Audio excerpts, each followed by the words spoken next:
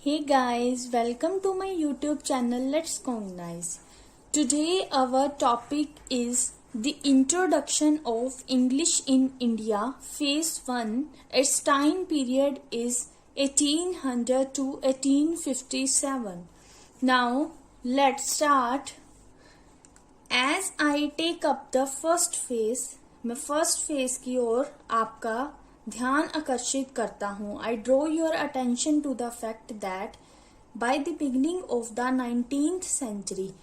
19th century की starting में क्या था. Indian economy had become potentially, जो इंडियन इकोनॉमी थी वो पोटेंशियली बन सकती थी अगर subservient to the British interest, मतलब अगर ब्रिटिश इंटरेस्ट के अधीन ना होता तो क्या होता, हमारी जो इंडियन इकोनॉमी थी वो संभावित होती. दिस फैक्ट वॉज विजिबल, ये फैक्ट विजिबल है जब क्या है, more and more administrative power, जो एडमिनिस्ट्रेटिव पावर थी वो किसके हाथों में चली गई थी, ईस्ट इंडिया कंपनी और ब्रिटिश रिजाइम की प्रॉक्सी के द्वारा इसे पास किया गया. The period also characterise the, इस पीरियड में किस चीज को करेक्टराइज किया गया, इनफीबलमेंट ऑफ इंडियन इंटरेस्ट, मतलब जो इंडियन इंटरेस्ट थे उनको डिवाइड किया गया और उनकी कमजोरी को ही करेक्टराइज माना जाता था. उसमें क्या थी, यूनिफाइंग फैक्टर की कमी थी, एब्सेंस थी.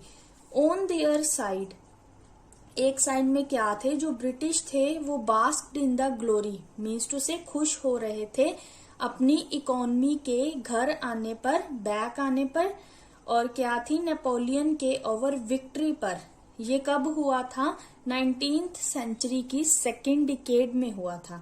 आई होप आपको ये फर्स्ट पैराग्राफ अच्छे से समझ आ गया. इसमें उन्होंने इंडियन इकोनॉमी के पोटेंशियली होने के बारे में बताया है और जो पावर थी वो ईस्ट इंडिया कंपनी के हाथों में चली गई थी और इसमें कैरेक्टराइज्ड इंडियन इंटरेस्ट की कमी को माना जाता था. और जो ब्रिटिश थे वो खुश किन चीजों से थे, एक तो उनकी इकोनॉमी घर वापस आ रही थी और उनकी विक्ट्री थी नेपोलियन पर.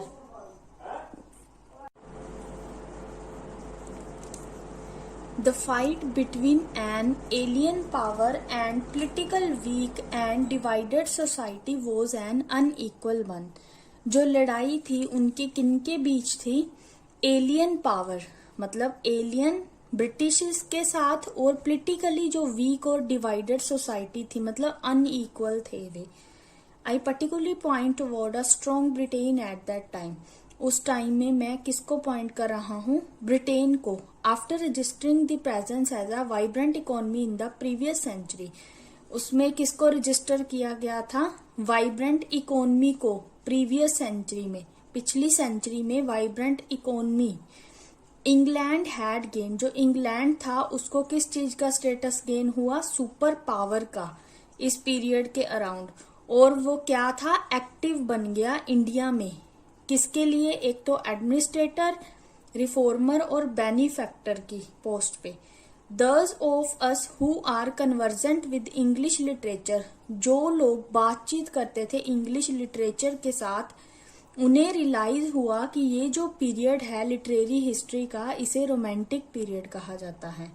इस पीरियड में जो पॉइट थे जैसे Blake, Wordsworth, Coleridge, Byron, Shelley and Keats, उन्होंने क्या है, एक क्रिटिकल मैसेज दिया है बुर्जुआ के अगेंस्ट, बुर्जुआ हितों के against.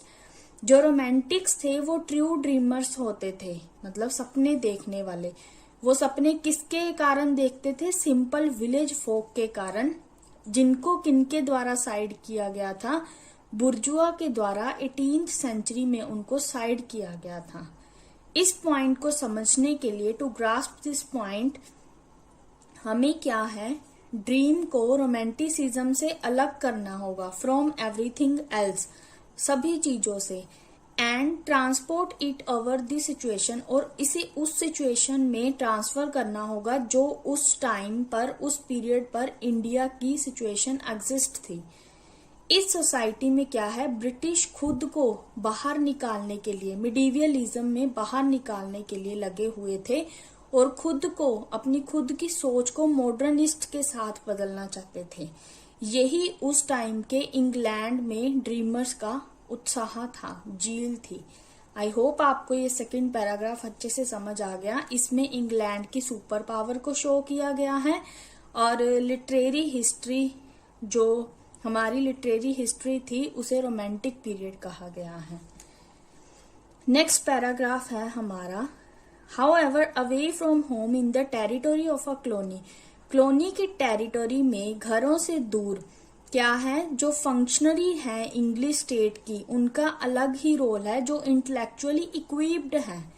There is no wonder that, इसमें कोई आश्चर्य की बात नहीं है, Macaulay would embark on the courses of enlightenment. जो मकोले है उसने इम्बार्क किया, मतलब प्रारंभ किया, किसका, कोर्स ऑफ इनलाइटनमेंट का और रैशनल थॉट का, अपने शोर्स से परे, मतलब शोर से दूर, किसके आसपास, 1835 के।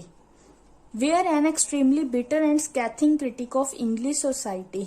तब क्या था, एक कड़वा और तीखा क्रिटिक था इंग्लिश सोसाइटी का उस टाइम में, जिसे इंग्लिश फिक्शन में रिप्रेजेंट किया जाता था। Student of English literature are thus better place to see the irony in the situation. जो इंग्लिश लिटरेचर के स्टूडेंट थे उनको प्लेस्ड किया गया था, बेटर प्लेस दी गई थी सिचुएशन में आयरोनी को देखने के लिए। नेक्स्ट पैराग्राफ है हमारा, coming back to what was happening in India under the increasing British control.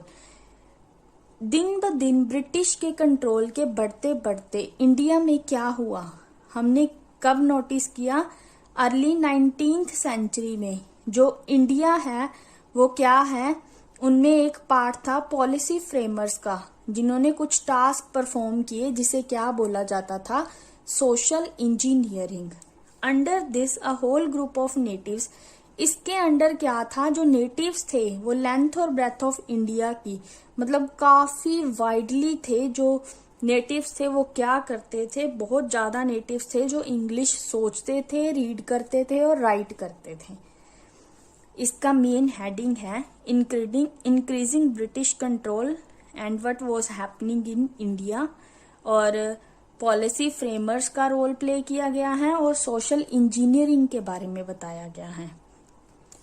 Next paragraph है हमारा, we have to recognise that the social engineering, हमें क्या है, पहचानना है सोशल इंजीनियर को, which I mention in the above paragraph, जो ऊपर वाले पैराग्राफ में मेंशन किया है।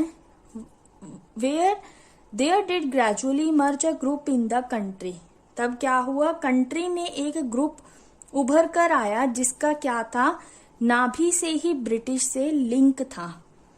ये वो नेटिव्स थे जो इंडिया में ज्यादातर ब्रिटिश की लड़ाइयां लड़ते थे और बाकी इंडियंस को भी ऑर्थोडॉक्सी, रूढ़िवादी और अब्सोल्यूशंस के बारे में बताते थे। और क्या कहते थे, मतलब उनके अंदर डिजायरेबिलिटी पैदा करते थे एक सुपीरियर कल्चर को अडॉप्ट करने की, वैल्यू सिस्टम को अडॉप्ट करने की। ये जो सेंस थी सर्विलिटी ब्रिटिश की इंडियंस में कल्टीवेट करने की, उसका रिजल्ट क्या हुआ, influencing weeding conduct in the of the middle classes. इस पैराग्राफ में हमारा मेन हेडिंग है सोशल इंजीनियरिंग, और क्या है, एक ग्रुप जिसका लिंक था ब्रिटिश से, और लड़ाइयां जो लोग करते थे वो इंडियंस को ऑर्थोडॉक्सी और अब्सोल्यूशंस के बारे में भी बताते थे और उनमें इच्छा पैदा करते थे एक सुपीरियर कल्चर और वैल्यू सिस्टम को अडॉप्ट करने की। नेक्स्ट पैराग्राफ है हमारा, डीमोरलाइज्ड सोसाइटी माना जाता था इंडिया को। ये वो टाइम था जब इंडिया वाले तमाशा देखते थे वेस्टर्न सुपीरियरिटी का। इसमें किसको प्रेजेंट किया जाता था, बिहेवियर ऑफ इनलाइटन को, इंग्लिश स्पीकिंग इंडिविजुअल्स द्वारा। हिस्टोरिकली स्पीकिंग इंडिया क्या है, इंडिया के पास एक लॉन्ग वे था मॉडर्निटी की तरफ जाने का। वो मेन वे कौन सा था, स्टक इन ऑर्थोडॉक्सी, रूढ़िवादी का। It can also be broadly accepted that, इसमें किस चीज को एक्सेप्ट किया गया, प्रोसेस ऑफ कन्फ्रंटेशन, जो झगड़ा चल रहा था ईस्टर्न और वेस्टर्न एथोस के बीच, वो प्रक्रिया अभी चल रही थी, सेट इन मोशन थी। इसमें क्या थे, लिबरल एजुकेशन और रिफॉर्म मूवमेंट्स थे कंट्री में। थ्रू इंग्लिश, इंग्लिश के द्वारा जो हमारे इलाइट और मिडिल क्लासेस इंडिविजुअल थे उनका क्या है, फेस टू फेस डिफरेंसेस देखा गया। और let us look at the developments, हम क्या देखेंगे, डेवलपमेंट्स देखेंगे जो इंट्रोडक्शन ऑफ इंग्लिश में हुई सेकेंड फेज में। सेकेंड फेज टाइम पीरियड है हमारा 1857 टू 1888। आई होप आपको ये वीडियो अच्छे से समझ आ गया। आप इसकी मेन हेडिंग्स माइंड में रख सकते हो ताकि आपको इजीली लर्न रहे कि फर्स्ट फेज में क्या था। इसकी मेन थीम है जो इंग्लैंड को सुपर पावर माना गया था, और जो लिटरेरी हिस्ट्री थी हमारी उसे रोमांटिक पीरियड बोला गया था, और इंग्लैंड की स्पिरिटी और झील के बारे में बताया गया था, और मकोले के टाइम पीरियड के बारे में उसकी कोरस ऑफ इनलाइटनमेंट और रैशनल थॉट के बारे में बताया गया है, और इंक्रीजिंग ब्रिटिश कंट्रोल के बारे में बताया गया है, और पॉलिसी फ्रेमर जिनका एक मेन सोर्स था सोशल इंजीनियरिंग का। और नेक्स्ट थीम है इसकी, मेन पार्ट है, टॉपिक है इसका ऑर्थोडॉक्सी और अडोलसेंस। जो लोग ब्रिटिश के लिए लड़ाइयां लड़ते थे और जो रेस्ट ऑफ पीपल्स थे उनको भी सपोर्ट करते थे, सुपीरियर कल्चर को अडॉप्ट करने की डिजायरेबिलिटी पैदा करते थे उनके अंदर, और स्टक इन ऑर्थोडॉक्सी उनके लिए एक वे था मॉडर्निटी की तरफ जाने का। और इसमें ईस्टर्न और वेस्टर्न की कन्फ्रंटेशन के बारे में बताया गया है। आई होप आपको ये वीडियो अच्छे से समझ आ गई। अगर आपको ये वीडियो अच्छा लगा प्लीज मेरे चैनल को सब्सक्राइब कर देना, और नेक्स्ट वीडियो में हम डिस्कस करेंगे the introduction of English in India phase 2। Thank you guys, bye bye, have a nice day.